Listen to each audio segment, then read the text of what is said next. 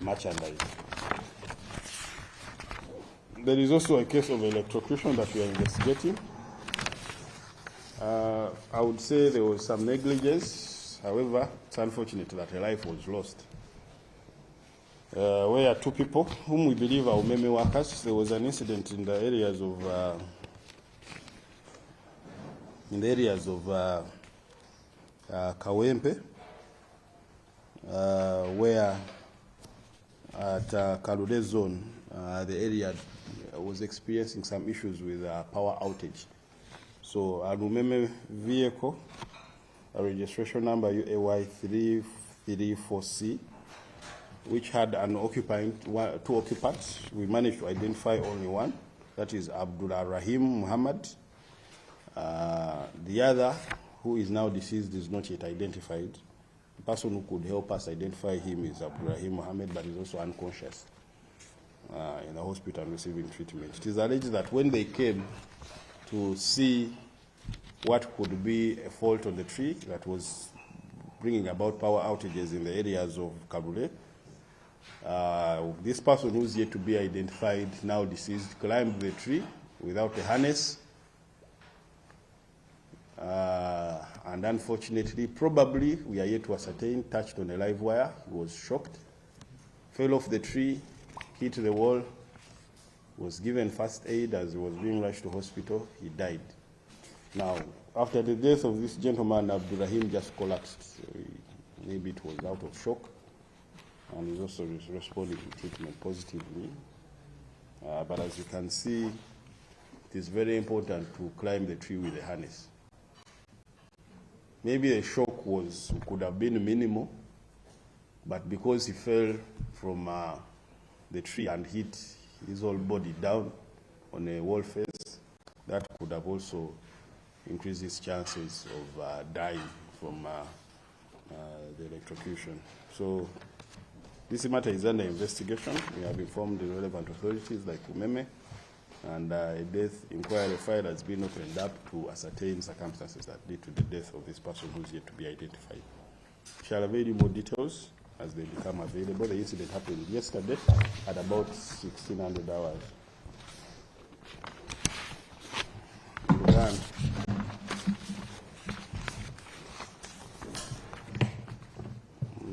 Njagala okubakulisaayo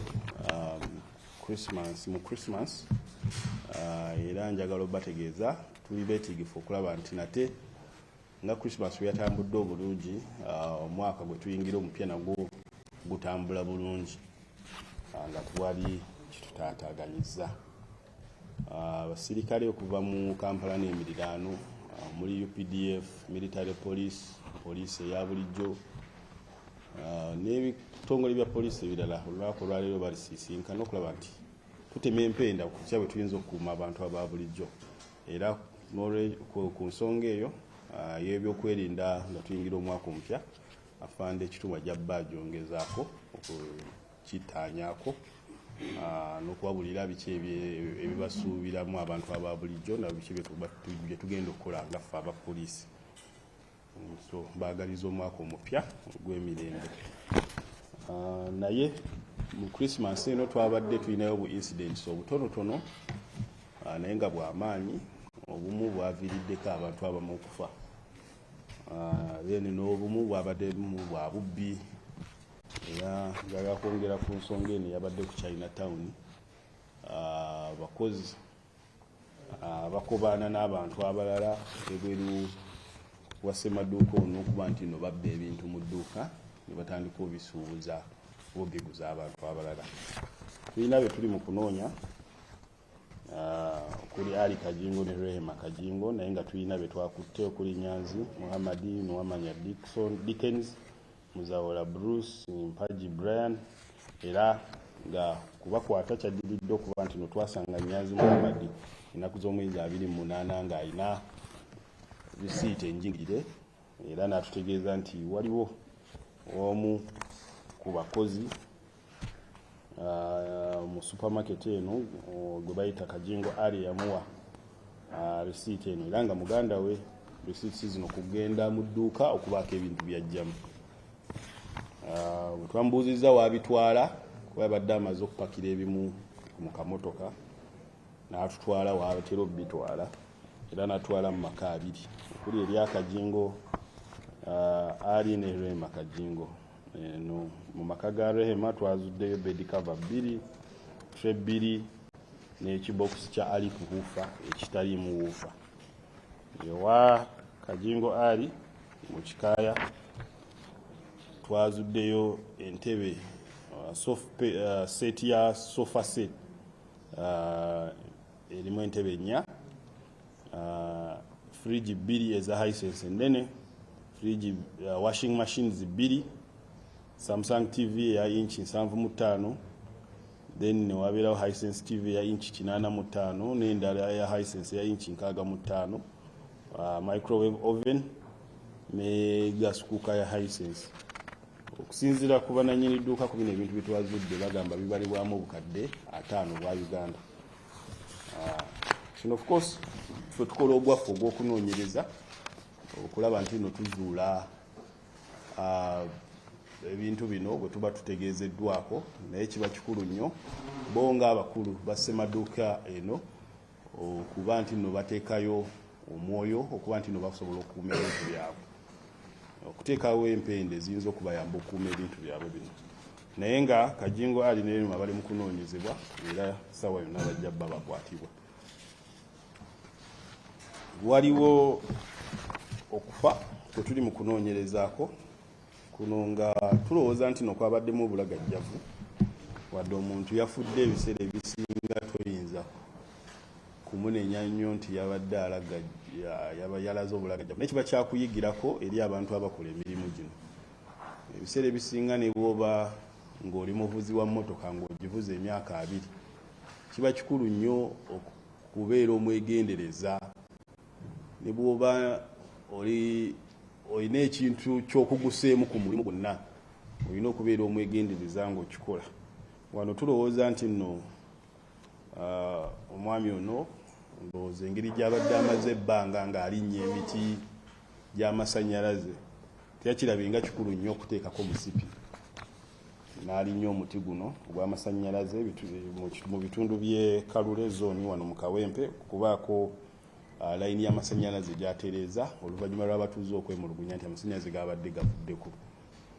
So bwe yalinnye nga yatambudde ne munne Abdurrahim Muhammad gwe twasobodde okutegeera nga bajjidde emmotoka ya umeme UAY 3 mu nnyasi, naye olwabadde okulinnya omuti ng'atuuse waggulu kigambibwa ayinza obba yakubiddwa amasannyalaze kyetutanaba kakasa, n'awanukayo n'akuba ekikomera ekyabadde okumpi n'agwa wansi. Bamuwadde obujjanjabi obw'amangu nga bwe bamutwala mu ddwaliro naye teyasobodde tuuka bulungi n'afiira mu kkubo. Essaawa zino tetunnamanya bimukwatako kubanga yandibituwadde naye yafunye ekyekango n'azirika era naye ali mu ddwaliro afuna obujjanjabi. So kino kiddayo eri ffe ffenna abakola emirimu, oba ozimba, oba oli w'amasannyalaze, oba oli mu national water, okukola okuteeka mu safety precautions. Era bw'oba oli muzimbi bakugamba yambala helmet ng'oli mu construction site kuba ejjinja liyinza obuva waggulu nelikukuba omutwe. Beera n'ekitooki mu budde obw'ekiro bw'oba oli wakukola. Bw'oba oli w'amasannyalaze bw'otuuka ku muliro oba bw'oba olinnya teekako omusipi ng'olinya nabwo kuba baba basooka linnya nabwo. So embeera eno ey'obulagajjavu tugivumirira wadde ekyomusumbi omuntu yafiiriddemu, ne tubasaba okubeera nga mulaga obukugu mu mirimu gyonna gye mukola. Kunoonyerezako kukyagenda mu maaso nga tujja bba tubabulira ebisingako bwe wanaaba waliwo ekipya naye nga tubalagiremu ku bungi.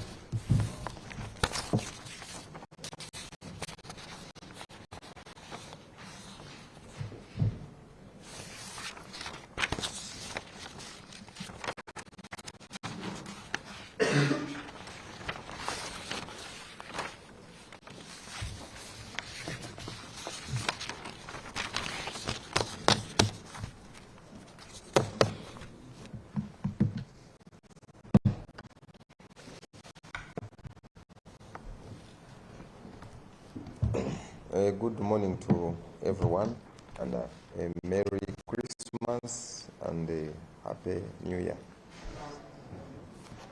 We are here to update you on what happened on our roads across the festive season of Christmas. And a total number of 236 drivers were apprehended for various traffic offences between December 23rd to 30th, 2024. And the breakdown of the offences is as follows. 78 drivers were found driving without valid licenses. 110 drivers, these exceeded the speed limits on the roads. 16 drivers were arrested for driving under the influence of alcohol. And 32 drivers were charged with reckless driving, specifically unsafe overtaking. Despite the increased traffic volume, we recorded a relatively low number of road crashes, and most incidents involved motorcyclists operating in up-country areas. Those that involved vehicles were attributed to following two clauses. The joint efforts of the police and the Ministry of Works and Transport have paid off, resulting in fewer road crashes during the season. Key interventions included enforcing route charts to prevent return journeys, strict checks on their badges, and road safety campaigns. And these initiatives were made possible through partnerships with stakeholders, including the media.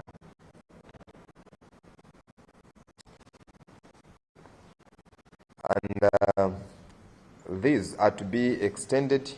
I talk of the driver badges and the routers. They are to be extended to all PSVs, including operators of coasters and 14-seater vehicles. Those are Kamunye's, effective next year. As we head into the new year, it's essential to prioritize road safety, and motorists are urged to maintain safe distances, stay alert, and avoid reckless behaviors like speeding, drink driving, and reckless riding. By doing so, we can make our roads safer for everyone. I'm also going to update you on the planned maintenance works along Kampala Northern Bypass. And the Kampala Northern Bypass, specifically between Busega and Kisasi interchanges, will undergo partial closure for maintenance works. This closure will be in effect for 6 months, commencing immediately. Please note that while the partial closure is in effect, arrangements have been made to ensure smooth diversions within the working area, and we anticipate minimal disruptions to traffic flow, provided road users adhere to the guidelines and follow the designated diversion routes. The entire Kampala Northern Bypass will not be closed. Instead, traffic interruptions will only occur at specific sections where maintenance works are being undertaken. Then the other side of the road, the opposite lane, will remain open for vehicles or for traffic to flow. As much as there are planned diversions, road users are advised to plan their journeys and use alternative routes off the northern bypass to avoid delays, especially those that have flights. It's better for them to use alternative routes to avoid delays. We urge all road users using this section to exercise maximum caution and adhere to the traffic and safety measures in place to minimize travel inconveniences. And for more information, please you contact Mr. Alan Sempebwa, the communications officer at the Ministry of Works and Transport. Is on 0782 597 517. Thank you. Happy New Year, and wishing you a crash-free and a peaceful 2025. Thank you.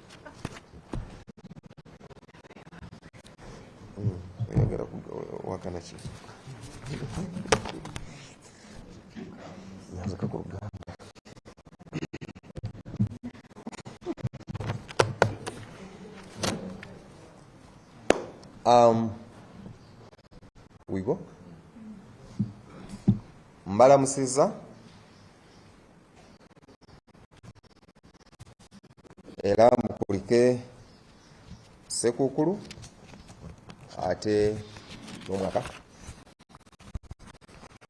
wetusigazire ennaku entono nnyo okuyingira. Musizoni eno etuli wano okutangaza eggwanga ku ebyo ebyafudde ku nguudo oba ebyabadde ku nguudo mu sizoni naddala eno eya sekukulu eweddewo. Era abagoba ab'emmotoka ez'enjawulo ab'enkana 236 be bakwatibwa okuva ennaku z'omwezi 23 Desemba okutuuka ennaku z'omwezi 3 leero mu mwaka guno. Abantu bano bakwatibwa ku misango egy'enjawulo era bwengero binyonyola wano. Abagoba 78 be bakwatibwa bano nga bo bavugira ku nguudo nga tebalina driving licenses oba ebibakkiriza okuvugira ku nguudo. Abagoba ab'emmotoka b'enkana 10 bano bo be bakwatibwa nga bavuga ate ne bayisiza speed eziragiddwa ku nguudo oba ku abo abali bavuga endiima. Bo 16 bano bakwatibwa nga banywedde ku mwenge ate nga bavuga. Ate 32 bano be bakwatibwa nga bavugisa ekimama ku nguudo ez'enjawulo naddala abo abavuga nga bayisa obubi, abavuga nga bayisa naddala ng'emmotoka weziri nnyingi mu maaso oba ne bayisiza ku bifo ebyo yali tebikkirizibwa okuyisizamu. Wadde emmotoka zaali nnyingi nnyo ku nguudo mu biseera ebya Christmas ne leero, poliisi ebidduka kukwatira awamu n'ekitongole ekya minisitule y'ebyenguudo era twagezaako ennyo okulaba nti obubenje tebwali bungi nga bwe bitera kubeera ebiseera ebirala. Mpozi nga obubenje obutonotono obwali mu abo abavuzi ba pikipiki oba n'abatambuza ebigere ku nguudo. Ate n'obubenje ku bwabaawo kwabo ab'emmotoka buno bwaviira kwabo abavuga nga bakulatira emmotoka ezibabeera mu maaso okumpi ennyo abatalekangako ka distance makati w'emmotoka gy'oli mu kuvuga n'emmotoka ekuli mu maaso. So nti obubenje bwe bwasinga okufuna obwo bwaviira ddala ku mmotoka okugoberegana kumpi ennyo ng'oba nga tetuleseeko ka distance. Era ku ebyo ebintu ebyakolebwa poliisi n'ekitongole ekya minisitule y'enguudo mwalimu okwenfosinga oba twateeka amaanyi ennyo ku bintu nga route charts. Route charts zino zaatuyambanga okwavoidinga abo abavuga nga edda ne batambula engendo mpanvu ate ne bakomangawo. So ebyo byonna tebyabaawo olw'eyo enforcement eyali ey'amaanyi ennyo, ate n'okwenfasizinga ku driver badges mu abo abavuzi ba buses naddala. Era bino tetwabikola ffekka naye okukwatira wamu n'abantu abalala abatuyambako okulaba nti bino bikoleddwa mu abo abali batambula nga bagenda mu sekukulu ate nga n'okukomawo naddala abamedia mwebale nnyo omulimu gwe mwakola naddala bwekyatuuka mu kusensitizinga oba n'okusomesa nti message zaffe ezatambula ennyo olw'amaanyi gammwe aba media. Era ebintu nga driver badges ne route charts nabyo ng'omwaka guno gujja bijja kubanga nabyo bigendera ddala eri abo abavuzi ba kamunye oba ne coasters. Tebijja kusigala mu baasi ezooka, naye tuli mu kuteekako amaanyi n'ekukwatira wamu n'ekitongole kya Ministry of Works and Transport okulaba nti ebintu ebyo nabyo bikolebwa eri abavuzi ba minibuses oba kamunye ku nguudo. Era nga tumaliriza omwaka guno nga tutandika omwaka omupya, ndaba ennaku tulinayo olw'enkya lwokka, tusaba abo abali ku nguudo nga bavuga, kikulu nnyo okulaba nti muli balamu, mukole ebyo bye mulina okuba nga mulina okukola okulaba nti muli balamu. Naddala emmotoka nga mugoberegana ku nguudo olina okulekako ka gaapu, togoberera nnyo kumpi kubanga ebyo byasinga okuleetako obubenje bwe twafunako, era bye byaviirako obubenje bwe twafunako ebyo by'okugoberera kumpi emmotoka endala. Musigale buli ndala nga muli ku nguudo, ate mubeere beegendereza ennyo, naddala mwe aba bodaboda ate abaagala okusanyuka ennyo, ne muvuga obubi pikipiki zammwe ne muvugisa ekimama ku nguudo, ebyo tekijja bikkiriza, ate naawe manya nti mu kubikola obulamu bwo toba safe. So mukole ebyo bye mulaba nti tebateeka obunke okufuna obubenje, so okusigala nga ffenna tuli balamu, okulaba nti tuli bulungi ffenna. Njagala n'obatangaaza eri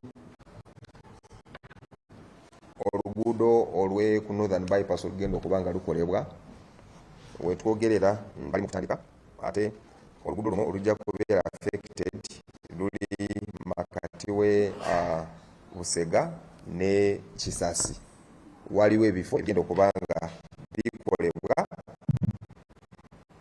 so nga oluguudo olwo bajja ebitundu ebyo ebimu bijja kuba nga bigaddwawo, so okutambula ku luguudo olwo terujja kuba nga kwa bulijjo.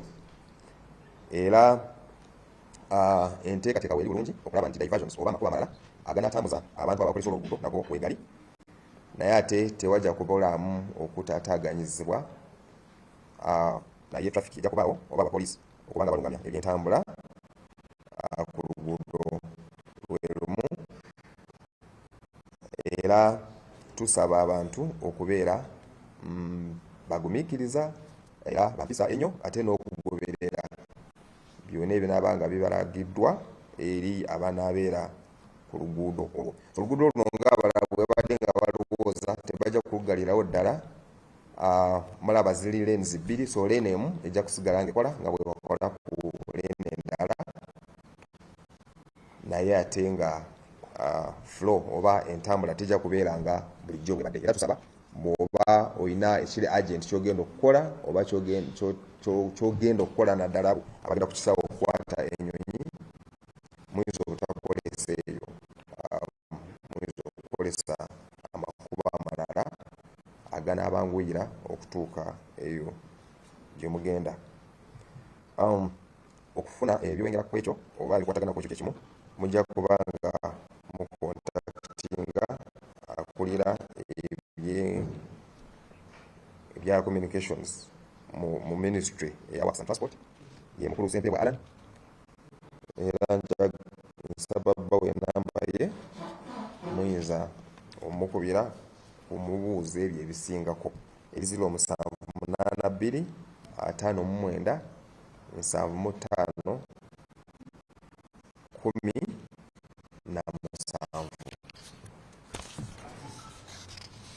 Tubaagaliza omwaka omulungi ogwa 2025. Mwebale nnyo, mwebalire ddala.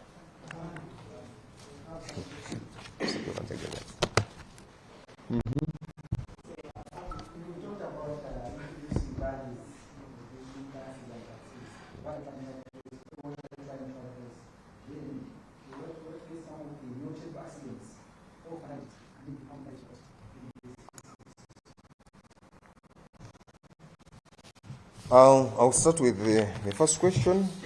What we are trying to address, we notice that what we have done this season, it has worked well for us. One, when we talk of route charts, we minimize those that want to make return journeys, because we have seen that most people cause these crashes due to fatigue. When they drive and they get tired due to driving long distances, most of the drivers end up causing crashes on the roads. So by introducing these among minibuses, we minimize or we reduce those that make return journeys.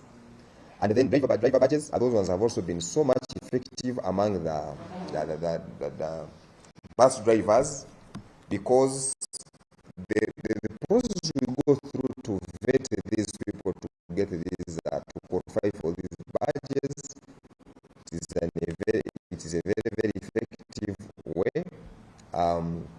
That for those that have been reckless on roads, I've always told you that most of the drivers have been monitored by cameras. So those that have bad records on the roads, they are fond of speeding, they are fond of causing crashes, those people have not qualified to get these badges.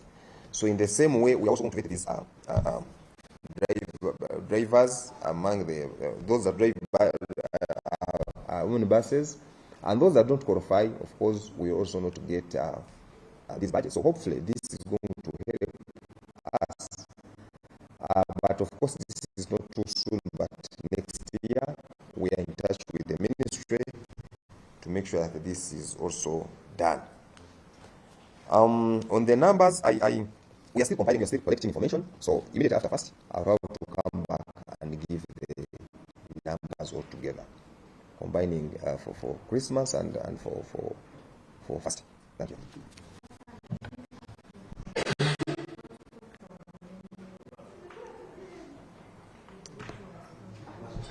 That road was open.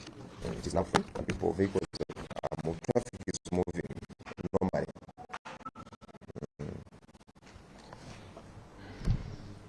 Wandikyagedde mu Luganda.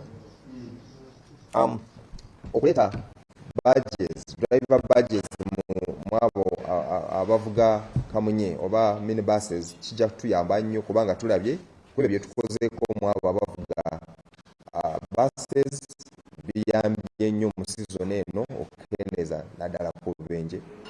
Ekisookerwako nti ezo driver badges tetumala gazigaba, tuziwa abo betumala kukebera bulungi, etwekebejja ne tulaba nti balina discipline oba balina mpisa bwe babeera ku nguudo.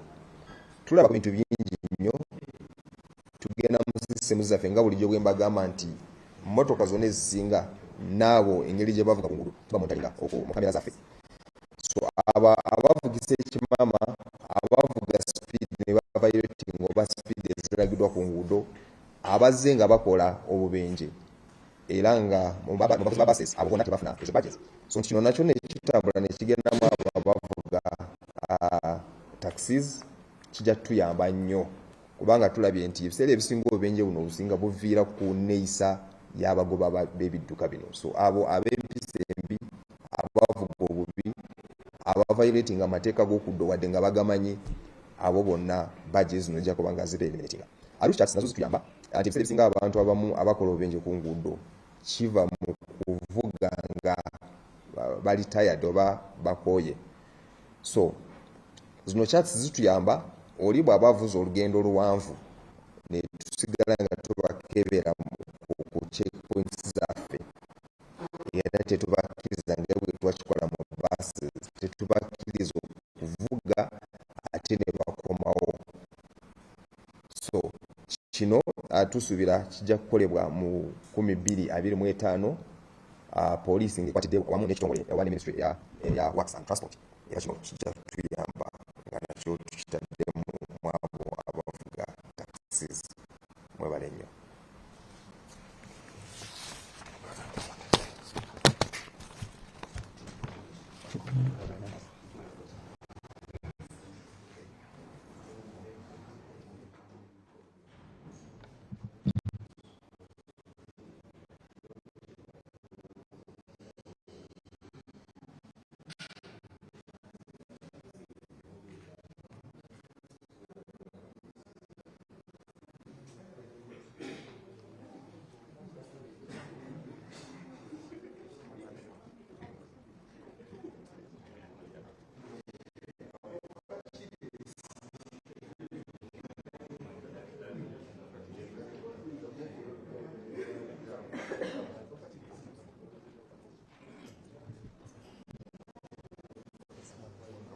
done? I'm done.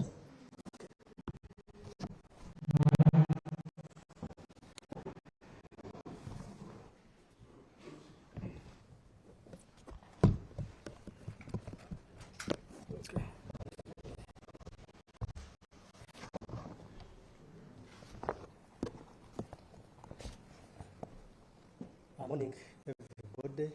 Morning, the Fourth Estate, and morning to everybody viewing us. As we give you the state of security and the operational incidents, we'd like to welcome everyone from the Christmas break.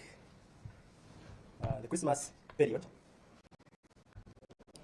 security situation is what I'm going to give you of incidents, an update on incidents between 24th and the 26th. And that's why we collected the data the day before and the day after 25th. The security situation within the country in that period was generally peaceful.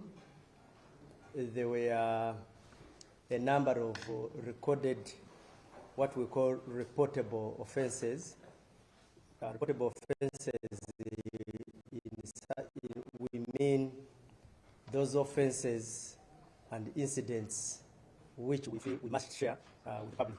And in that period, I've mentioned, we registered the 991 incidents or reportable offenses compared to 110 last year, 2023, reflecting a reduction in the incidents registered by 19. Resulting from the total registered incidents countrywide, 55 lives were lost, 19 suspects were apprehended, and the cases are at different stages of investigations. Out of the 55 lives lost, 12 victims were assaulted. 12 were a result of assaults, and these assaults occasioned death. 3 were hacked to death, 2 drowned to death, 2 were lynched, still to death, 7 were hit using blunt objects, 6 were stabbed to death, 5 committed suicide, 2 were strangled to death, 8 were a result of suspected sudden death. Then 4 lives were lost as a result of rash and negligent acts.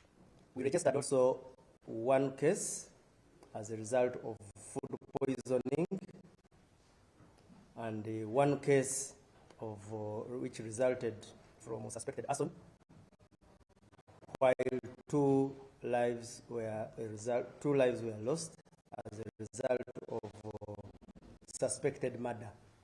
Now, this one is a kind of murder where we have not yet traced the particular cause. I will share a tabulation on our charts. Within the same period, we also had incidents I feel I should just share with you. Excuse me.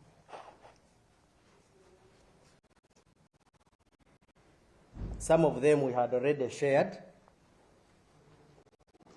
Now, before that period, there was a kidnap which had been registered in Chegegwa on 20th in Chihumoro, Chijongobia Parish, Orionza Sub-County. Now, a 4-year-old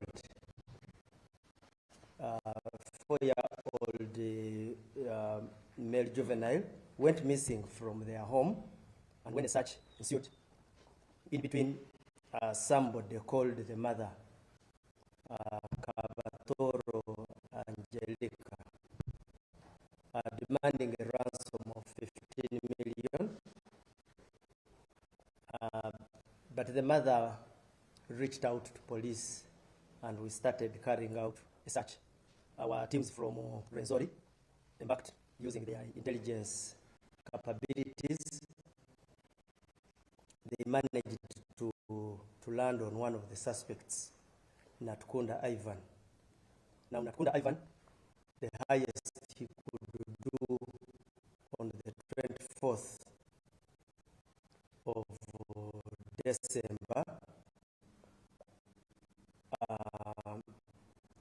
he revealed to us where the boy had been murdered and dumped.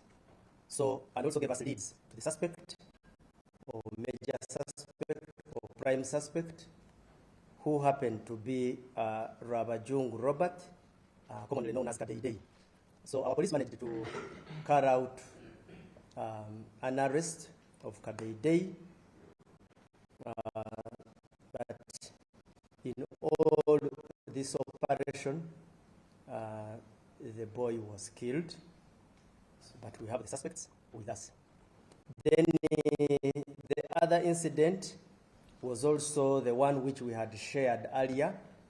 Some people were calling me during just even yesterday to give an update about the incident of child abuse, which occurred in Chira municipality.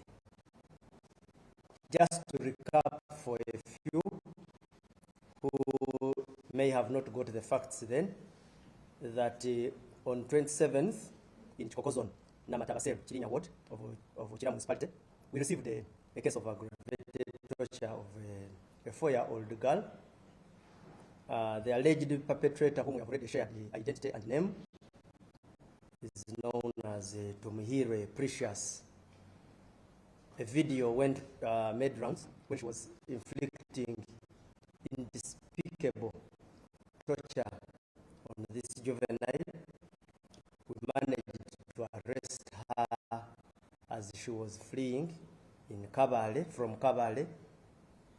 So we have so far, last night we delivered her to Chira Division, where we are preferring charges of attempted murder and aggravated torture. But of course, procedurally, we shall be given a final guidance from the Office of the Directorate of Public Prosecutions. But she will appear soonest. And it was a very unfortunate situation. I know it is generating a debate, which someone also told me to say something about. The issue of our whistleblowers. There is a catch-22. On one side, a whistleblower is helping you to identify an incident. But on the other side, the life is being lost. So surely, it is our appeal that on top of being a good whistleblower, you can still save a life. Because that life would have been lost. Whereas, somebody was quietly performing the task of capturing a video so as to show it to us. But you see, the end state would have been to save the life. The video or no video, the life is needed and needed alive. Because tomorrow somebody is going to bring us a video of somebody who was tortured to death. And it is going to be a bit ugly on the side of such a person. So that is where I felt we really need to generate a very deep discussion that these kind of incidents, certainly I've been giving my opinion that crime, people really commit crime. And you may not choose for them whether to do so or not to do so. But we need as a concerted effort, as a really, we need to put hands as a nation to prevent some of these occurrences. So that's why we are making this call. Now, I also need to brief you. People have raised concerns about the officer who on the 23rd shot and killed the same worker, Julius, the police officer, Police Constable Bahati Charles. The hunt is still on, but today we are going to share the photos of Bahati because we know he's hiding within communities so that people have a look out there and have him apprehended. But we are also on the hunt, and we know and we believe that at some point we shall bring him to account for his actions. So we are going to share that photo. I have them with me. So those were the incidents we needed to talk about between 24th and up to 26th. We shall be also sharing more as we enter into the new year.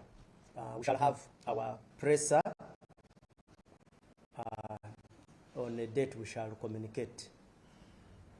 Then I would also wish to share with you one of the most pertinent issues, which is how we are going to regulate the new year. I had earlier shared with you the most critical issues you need to know about the new year is that we are going to have fireworks. We are going to have concerts, prayer sessions. I guess Superintendent of Police Kananura has talked about the return journeys. The other time we were talking about the transport sector, because people go to Christmas, go to villages to have these celebrations. Some come from there to come and have the celebrations in town. Some make travels out of the country, whereas also we receive tourists who come to have enjoyment in our tourist environment. So the transport sector becomes active as we head towards Christmas. Now, as we get out of Christmas, as we are heading towards New Year, the same influx and outflux still comes out.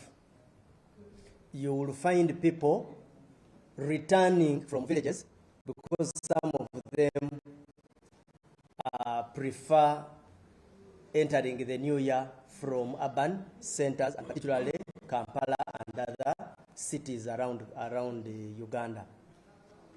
Then we also have those who want to go back. So we're going to have, but I guess he has mentioned, and the traffic regulations which we expect of our people. Now, fireworks. The police force, Uganda Police Force, issued permission to the following licensed blasters to display fireworks. Tomil Fireworks Limited, Quality Lighting Uganda Limited, Fireworks 7000 Limited, Light Africa, Goshen Africa, Extremes Events Services Limited, Skies Frames Uganda Limited, and FESCO Limited. The reason why we mention this is you will get a Mofere who says I'm also a blaster. Now cross-check with him against these names to ensure that the blaster you are using, I guess people know what I mean by blaster. Sorry. These are licensed persons who are allowed, because you cannot wake up from your bed on a Monday, on a good day, and you just blast fireworks. No, there must be a professional handler, and these are the ones. So anybody other than these I have mentioned, report him to the nearest police station. Then I would also like to mention that Uganda Police Force also received requests for permission to blast fireworks, and out of all those, we approved 2,900, although more are still receiving their approvals, but they fall within this range. The guidelines we gave during the just some weeks ago still stand. Just for purposes of repetition, let me just repeat them very fast. Advertising. You have to advertise the fireworks display in both electronic and print media, especially the local radio stations and newspapers, before the display. Advertisement in newspapers must be on page 1, 2, 3, and 4 only, and must be conspicuously and large enough. Conspicuous and large enough. Fireworks materials are supposed to be displayed, not to be more than, now this is a bit technical. I think this one, just for purposes of consumption, supposed to be 1.5 millimeter caliber. But now an ordinary person may not understand this. Now this one is for that one who has it hired and the blaster. Fireworks display, I mentioned it the other time and I repeat, shall be for only 5 minutes.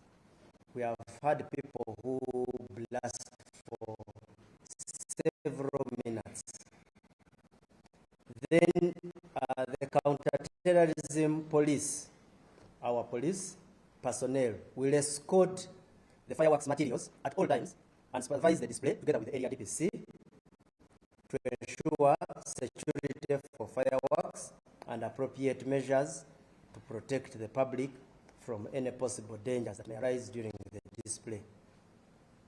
Any fireworks materials not displayed must be handed by a person with explosive blaster license.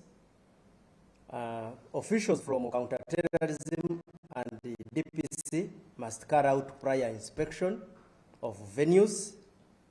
Then we also say that the DPC reserves the power to stop the display if he is not satisfied with the adherence to these guidelines. Failure to comply will lead to immediate termination.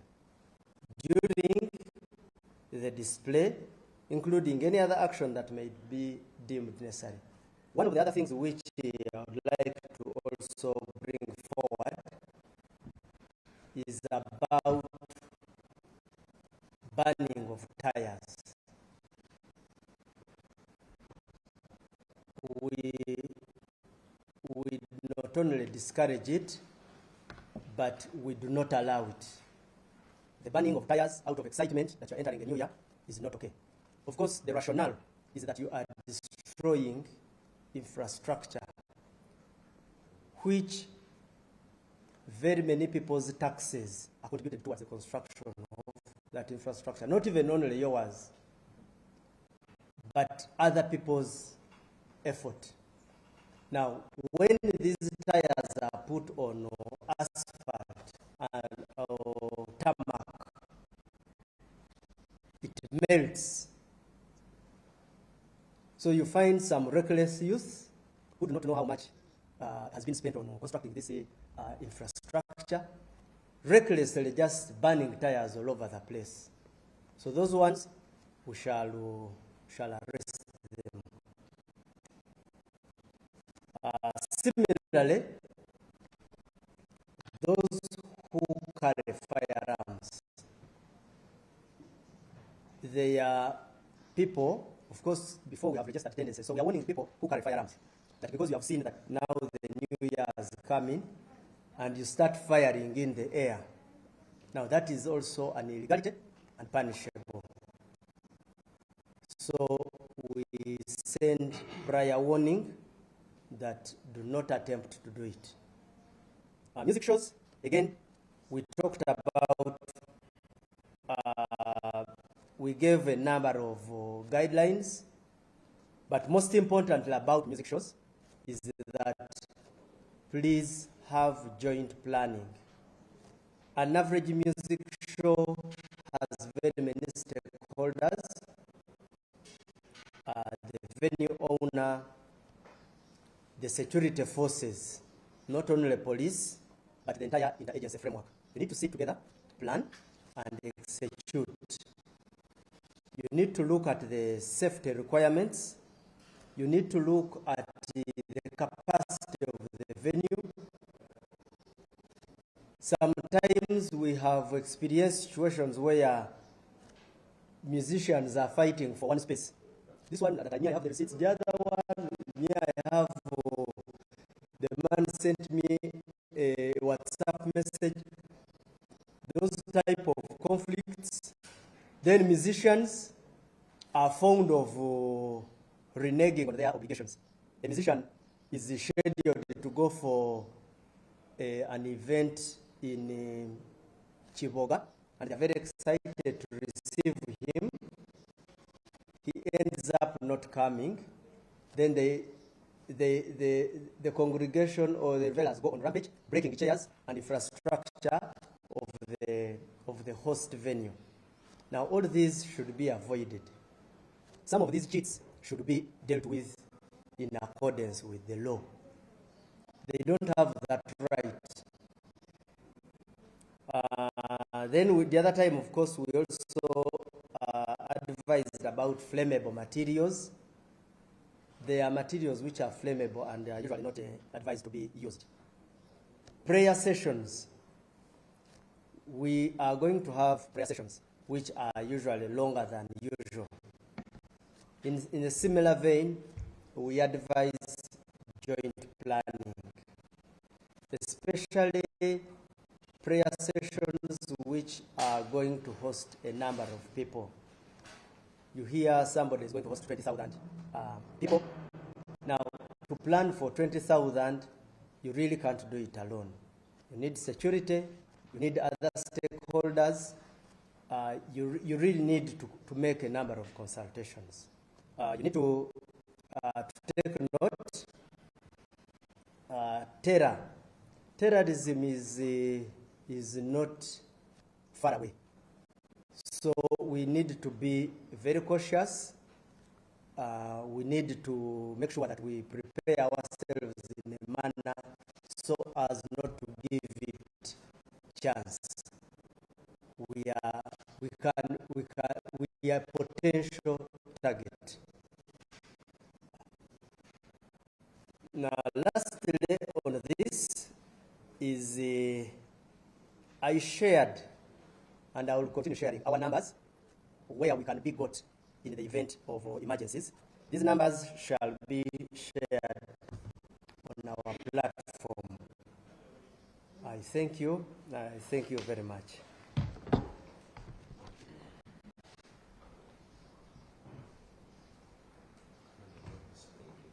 Pardon? I should have. What shall we do? Oh, I don't. Can they produce it?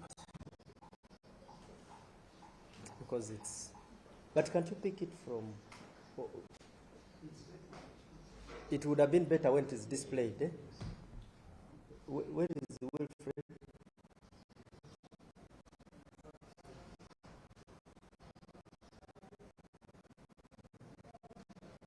But it's going to be a process. Maybe what I can do, I will print it, and then before I leave, I will share it. I guess we can do that. Yes. No, but the challenge he has no soft copy of what I am.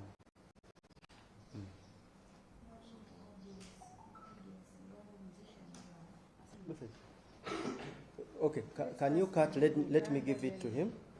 Let me give it to him. He can be. Can we produce a colored copy? Okay.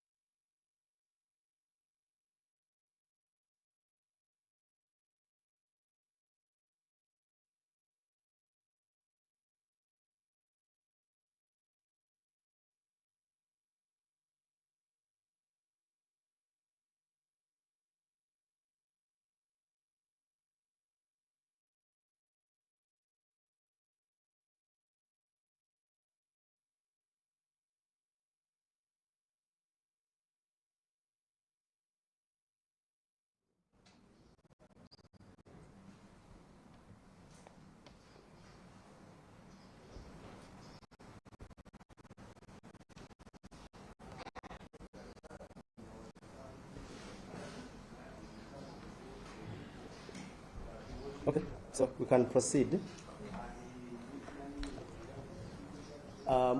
Mwasize mutya mwena abatuwuliriza n'abatulaba. Twagala okubakulisaayo mu kiro ekikulu ekya Christmas, naye ennaku endala zikyagenda maaso eza New Year. Twagala okubatuusaako brief nga police mu nnaku ze twayiseemu okuva 24 paka 26. N'ennaku endala tujja kuba tubawa brief zaazo, naye twagala obatuusaako nti mu nnaku ezo waliwo security situation teyali mbi nnyo kugeraageranya, naye twaregisteringa incidents 91, naye bwogerageranya omwaka oguwedde twaregisteringa 110. 91 gye misango gye tugamba egirimu ekinyusi nti guno gwo gwetaaga. Waliwo n'obulala bubeereeyo, ono yalwanye, bano beesiseeko akasimu, bayombye, gibeerayo eyo. Naye emisango gye tuwulira nti mu lulimi lwaffe olwa CID tugiyita reportable offences, era nga tushalinzeeko namwe 91 oba mugumu. Kati nga wano mugundi mu misango gino twafiirwa abantu 55, naye nga 55 omwo mu misango egyo 16 abaze emisango twabakwata era nga bali kuwozesebwa. Mu misango egyo abantu 55 abafa, 12 bafa lwa assault, nga either baba balwanye oba oli nga bamukubye. So awo twafiirwa abantu 12. Then waliwo abantu 3 mu luzungu tukiyita hacking to death, oyo nga bamutemye. So munaku ezo nga 3 batemebwa, then 2 babira mu mazzi ne bafa, then 2 bo babakuba kye tutera okuyita mob action. Abantu bwe bakugwira nga bakutebereza okuba oba omubbi oba ki, naye nga oli muzi wa nga bakutebereza musango, ne bakukuba ne bakutta. Awo twaregisteringawo 2. Then abantu 7 bano babakuba, mu luzungu tutera okukiyita blunt object. Muntu najja nakuba nga maybe nakubisa ng'ekiti oba akateyimbwa. So bano nabo bali 7. Then 6 babafumita biso oba bijambia, naye nga tukiyita usually stabbing to death. So 6 babafumita bufumisi biso. 5 be bajja obulamu bwabwe suicide, okwetuga oba okutwala obulamu bwo.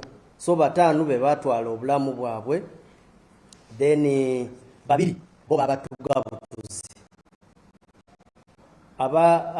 Twalina cases ze twaregisteringa 8, bano bo nga bafa oba kyetwagala okulooza nti kibaye nga kibuwatukira, sudden death, nga mukunoonyeza kwaffe okutono tekulaga nti waliwo eyali emabega wa bano okufa.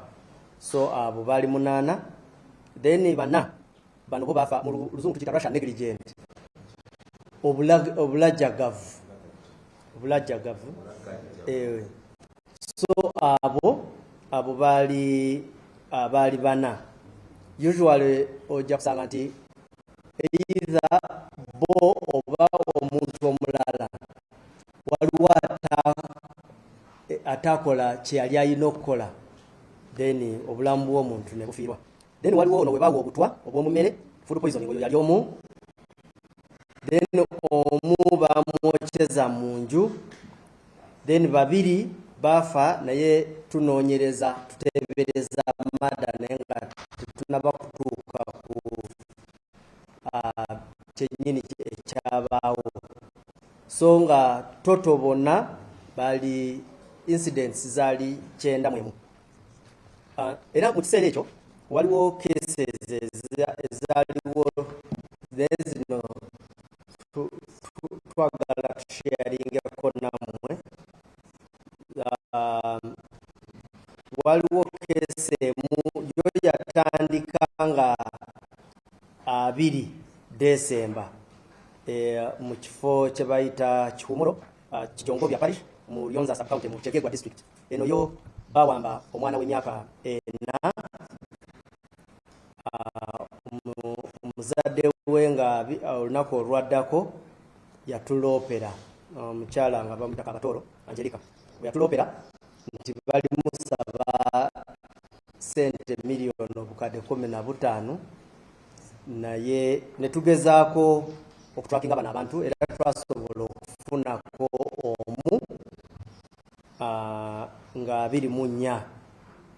Kati 24 bwe twamufuna yatulagirira nti omwana yali amaze okuttibwa ate nti neyamutta yali bamuyita Rwabajungu Robert, abangi bwe bamanyi nga Kadeideyi.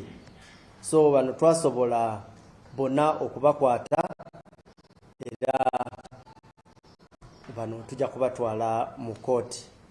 So omwana teyalutondo oyo. Twalina ne incident endala twali tusharinze namwe ey'omukyala Tumuhirwe Precious we baalaga mu katambi nga atuga omwana ekira.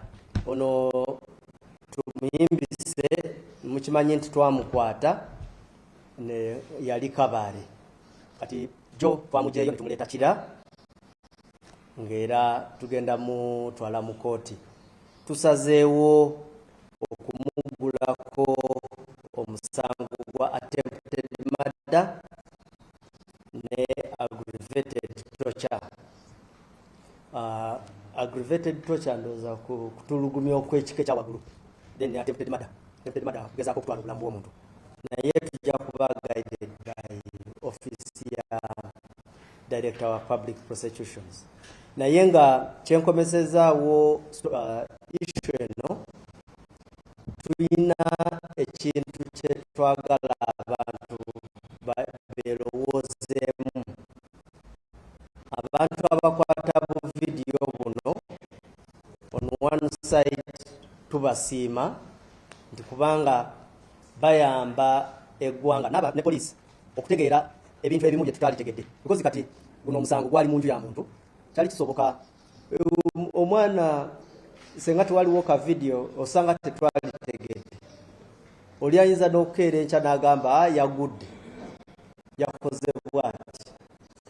So video ziyamba nnyo era tusiima nnyo Abanayuganda mu kigambo kya citizen journalism, where omunayuganda bwe afuuka omunamawulire oba omuloopi nga akwata ekifaananyi oba video kye tuyita amateur photos and videos.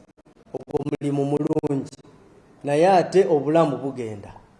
Kati ng'ono omwana olabira ddala nti owa video yali asobola okuteekawo embeera okuwonya oba okutaasa omwana oyo.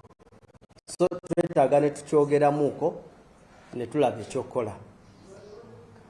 Then issue endala yeno eya omupoliisi waffe Bahati Charles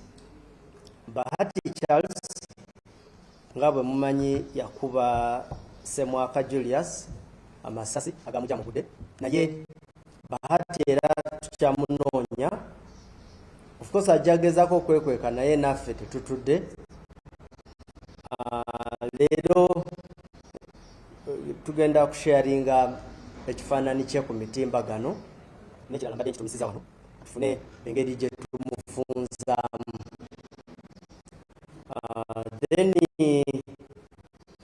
nga tuvuddemu ebyo tugenda mu mwaka omupya ku 31st wagenda kubaawo ebintu bingi bwe tunaba tuyingira mukimanyi abantu bagenda kuba ebiriroliro weeks eziwedde nali nabawa guidelines ku biriroliro guidelines ezo zezimu zikyaliwo naye kasooke mbawe amanya gaabo oba companies zetwawadde olukusa tuyina Tomil Fireworks Limited, Quality Lighting Uganda Limited, Fireworks 7000 Limited, Light Africa Limited, Goshen Africa Limited, Extremes Events Services Limited, Skies Frames Uganda Limited ne Fesco Limited. Chemba wiraga namanya omufera ajja kujja kugambe nti ye asobola okukubira fireworks obuzibu we bujira ne wamala wabaawo accident okunonyereza kwaffe okusooka kutandikira ku watandise otya okuba fireworks olukusa walujeewa nze wajja ono omwami kanaakulya naŋŋamba yamanyi okuba fireworks tujja kubuuza oba kanaakulya ali ku list eno gye tusomye so mwegendereze abafere be mugenda okukozesa okukola ki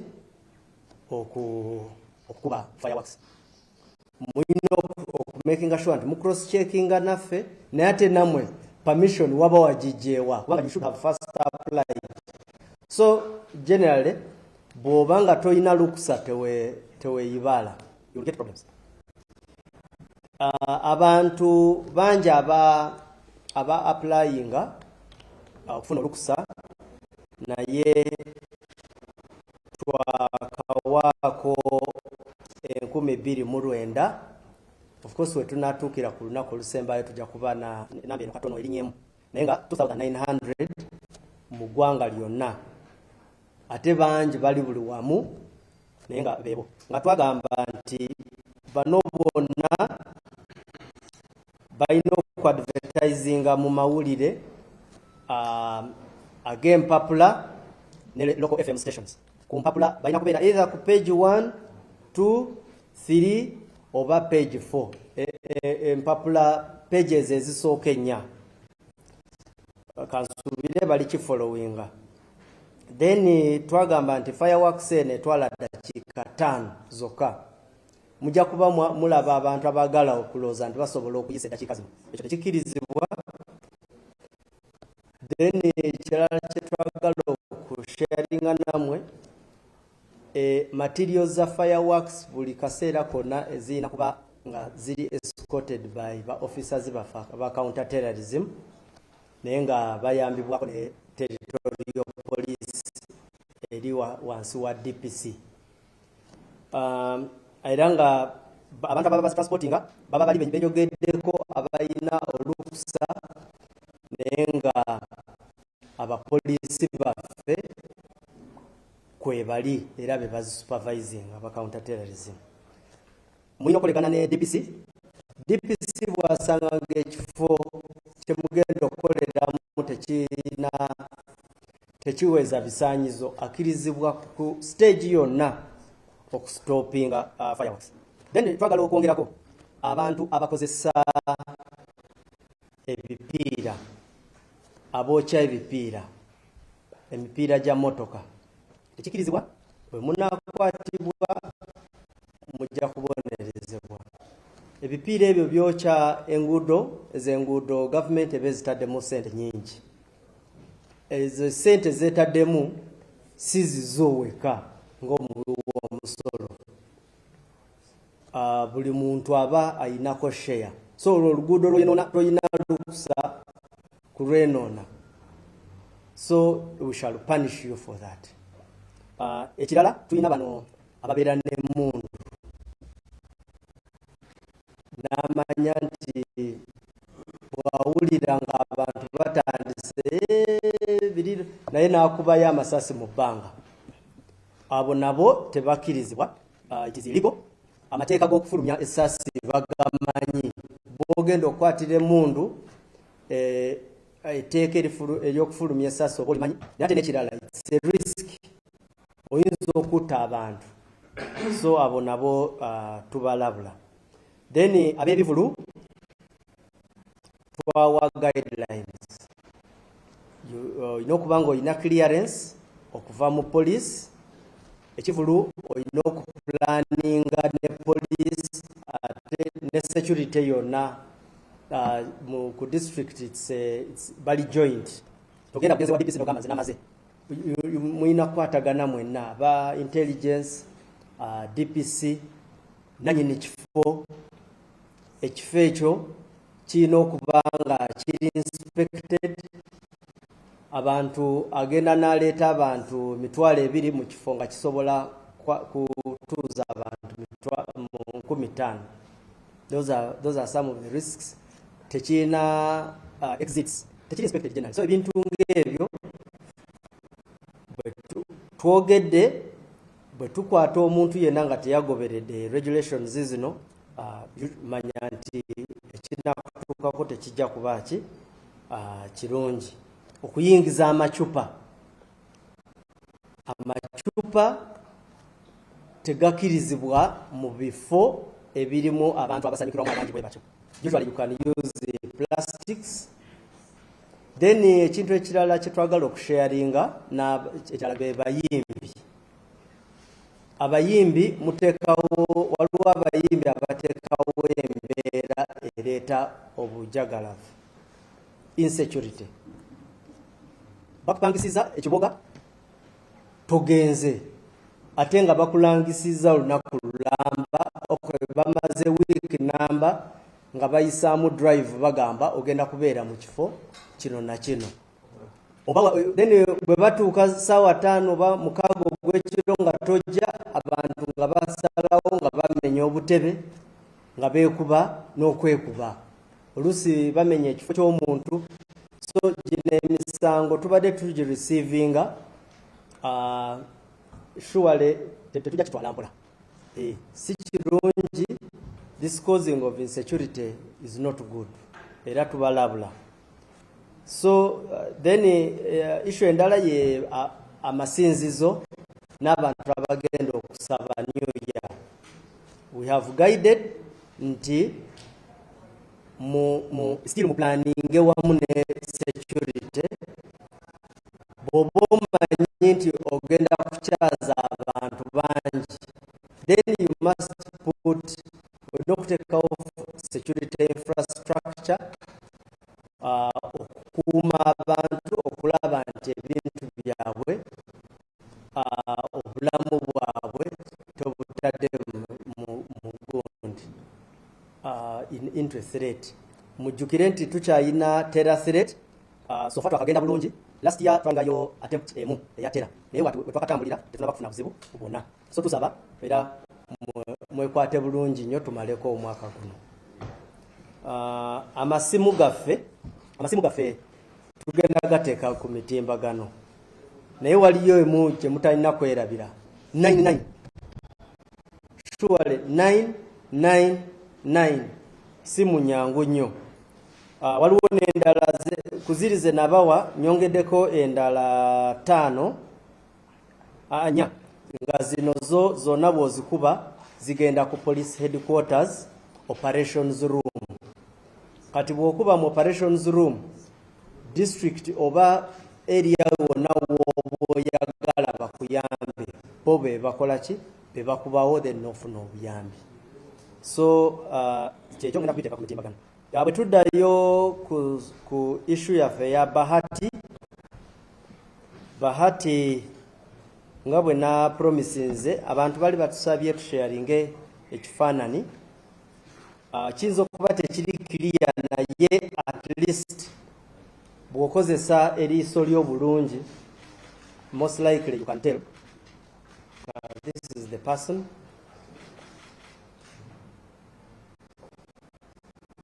Cameraman, you will guide me.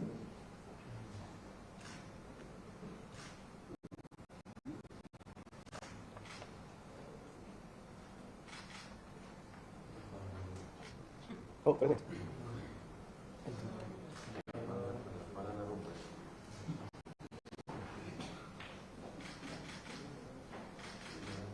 Kale, mbawe n'ekirala.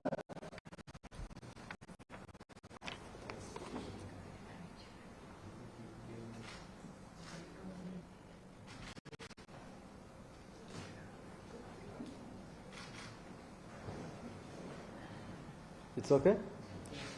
Okay.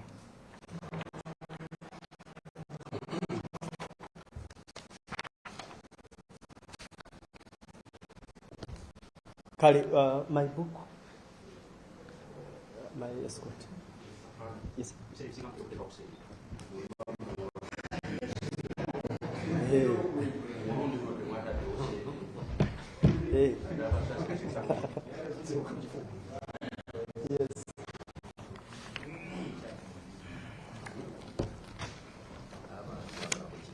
Kale, questions? Obuuziza ku kya ssente.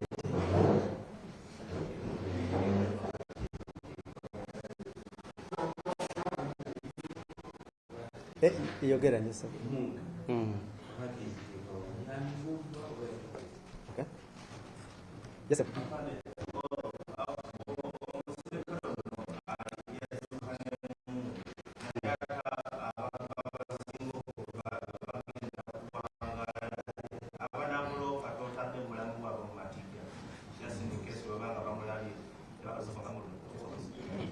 Okay. Yes sir.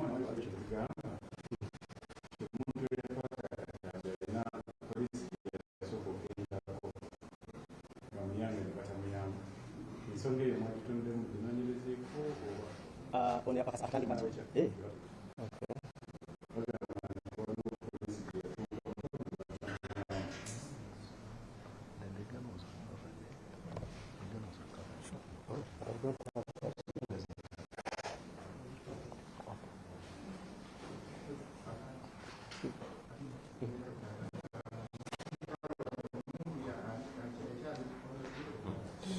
Okay.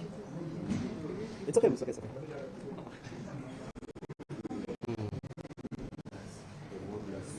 Okay. Ndoza byeru? Okay. Kansooke n'ekya ndoza ebibuuzo ebisinga byonna biri ku ishu ya Bahati. Bahati, okunoonya kwa Bahati tetukutaddeeko ssente zonna. Tekuliko ssente. Then ekigambo nti yadduka n'emmundu, but I have no information. I can't give comment about it. Ekya emmundu bwengendedde okugira ku mpewo mbadde sirina information yeyo, so siyinza giwa, naye bwe naaba nkoze verification nja kubategeeza. Naye nga ekya suspect yetu kyamunoonya. Ate n'ekirala, wabeerawo engeri nnyingi gy'oba osobola okuloopamu n'omuntu omukyamu nga totuusibwako buzibu. Era ekintu ekyo Abannayuganda bangi batukoze eki, batuyambye nnyo. Then gano information ngifunye, bwe kiba nga kituufu nti waliwo we baloopa abapoliisi ne bata reactinga, then kiba very very unfortunate. Era bwe tujja kifollowing up, because not good at all. Era this one would amount to professional misconduct and it's a negligent act. Ndooza by'ebyokusinga. Then somebody commented about I was asking whether we have put any booty on the fugitive officer. No, we have not. There is no money attached to the hunt for PC Bahati. Then I am not aware about the gun.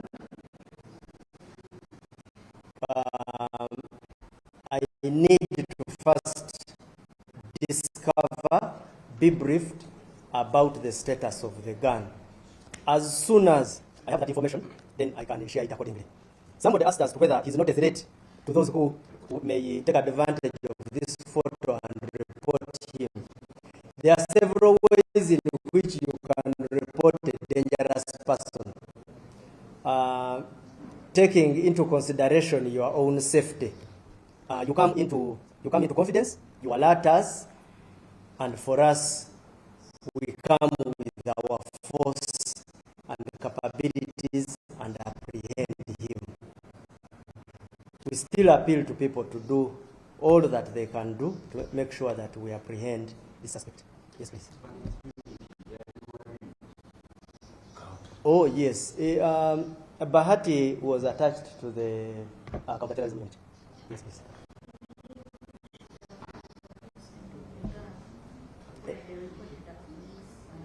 Yes.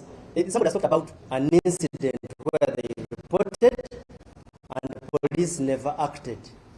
If we can have that information verified, then we shall take it on, because an average police station, once it has received information of whatever kind, it is supposed to pick interest and make sure, one, it verifies that information, it follows it up, and where they find there is reasonable cause, either to arrest, to charge, and to take any action necessary, they take it. So, my brother, thank you for sharing with us that information. Yes.